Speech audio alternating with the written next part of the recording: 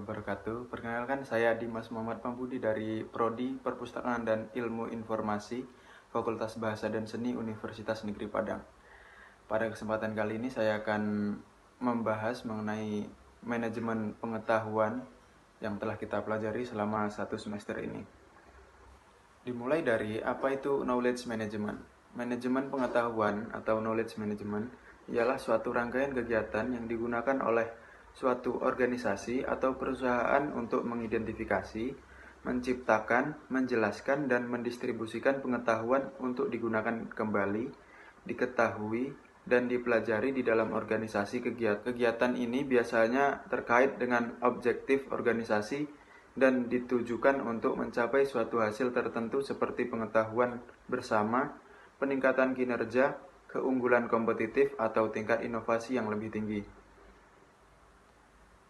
Menurut Nonaka dan Takeuchi, perbedaan yang paling signifikan di antara jenis knowledge ialah tacit versus eksplisit. Apa itu tacit dan eksplisit? Tacit adalah pengetahuan seseorang yang sudah terdapat dalam pikirannya yang diperoleh melalui pengalaman. Sedangkan eksplisit adalah pengetahuan yang sudah direkam dan didokumentasikan dalam berbagai media. Selanjutnya, 3 elemen pokok knowledge management yang terdiri dari teknologi, manusia, dan proses. Teknologi yang merupakan infrastruktur yang standar, konsisten, dan dapat diandalkan dalam mendukung alat-alat perusahaan. Manusia yang berarti knowledge management berasal dari orang-orang yang berbentuk dasar untuk membentuk knowledge baru. Tanpa ada orang, tidak akan ada knowledge. Proses yang terdiri dari menangkap, menyaring, mengesahkan, mentransformasikan, dan menyebarkan knowledge ke seluruh perusahaan dilengkapi dengan menjalankan prosedur dan proses tertentu. Selanjutnya, tujuan penerapan knowledge management. Beberapa manfaat knowledge management atau manajemen pengetahuan bagi perusahaan antara lain: 1. Penghematan waktu dan biaya. 2. Peningkatan aset pengetahuan. 3. Kemampuan beradaptasi. 4. Peningkatan produktivitas. Implementasi knowledge management atau manajemen pengetahuan akan memberikan pengaruh positif terhadap proses bisnis perusahaan baik secara langsung maupun tidak langsung.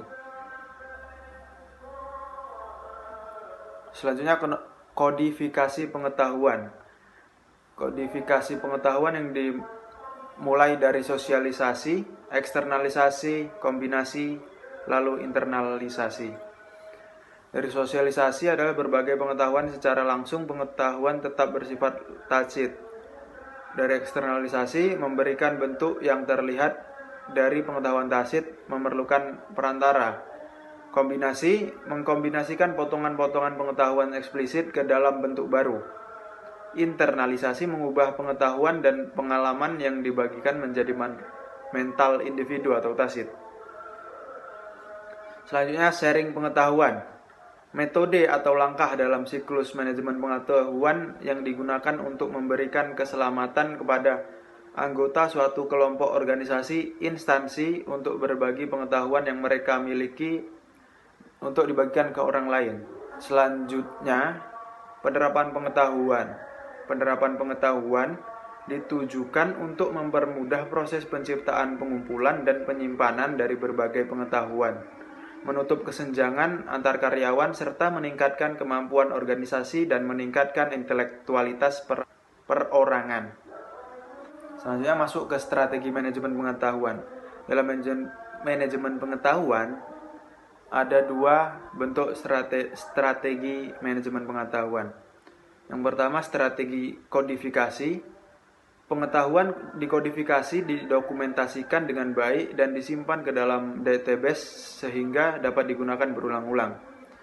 Dan strategi personalia, atau pengetahuan disebarkan melalui kontak individu ke individu lainnya.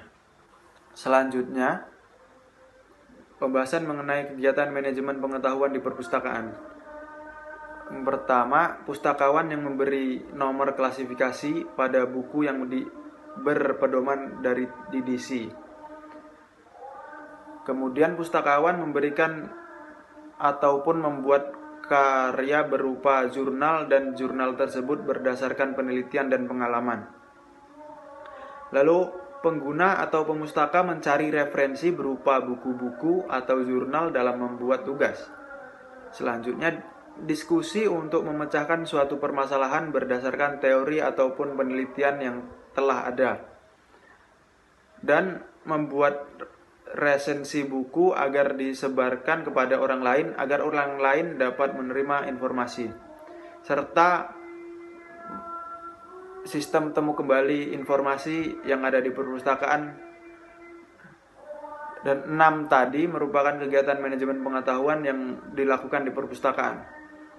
Sekian dari saya, terima kasih. Lebih dan kurangnya saya mohon maaf. Wassalamualaikum warahmatullahi wabarakatuh.